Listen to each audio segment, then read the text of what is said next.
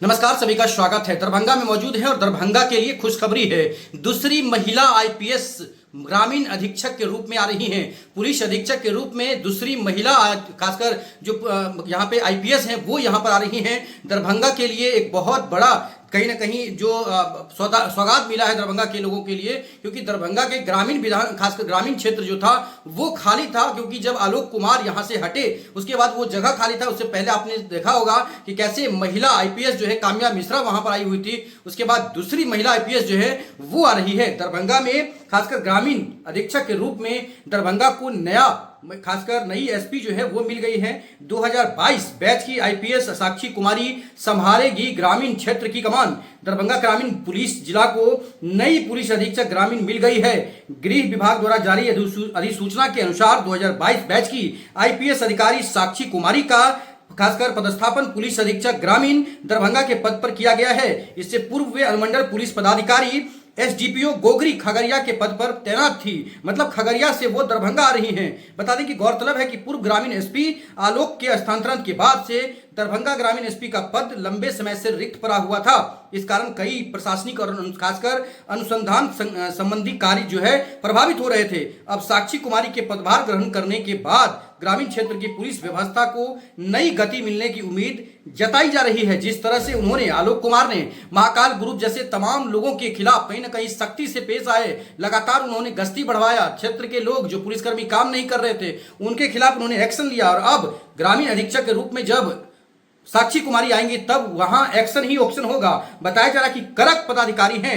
ग्रामीण क्षेत्र में किसी आईपीएस अधिकारी के तैनाती का यह तीसरा अवसर है। इससे पहले आईपीएस काम्या मिश्रा को दरभंगा ग्रामीण की पहली पुलिस अधीक्षक के रूप में जिम्मेदारी सौंपी गई थी।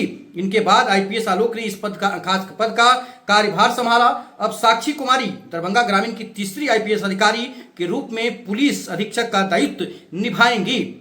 पुलिस महकमे और स्थानीय लोगों के बीच यह उम्मीद व्यक्त किया जा रहा है कि नई ग्रामीण एसपी के नेतृत्व में लंबित मामलों के निष्पादन में तेजी आएगी। विशेष रूप से अनुसंधानहीन मामलों की समीक्षा, अपराध नियंत्रण, वारंट निष्पादन, फरार अपराधियों की गिरफ्तारी तथा थाना पर लंबित कांडों को शीघ्र निपटारे पर जोर दिया जाएगा।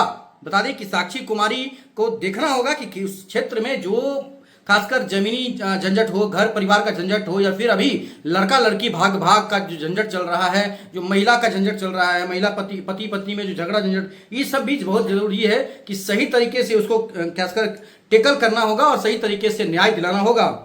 जानकारी का अगर जानकारों की माने तो दरभंगा ग्रामीण क्षेत्र में कई ऐसे मामले हैं जिनका अनुसंधान लंबे समय से लंबित है।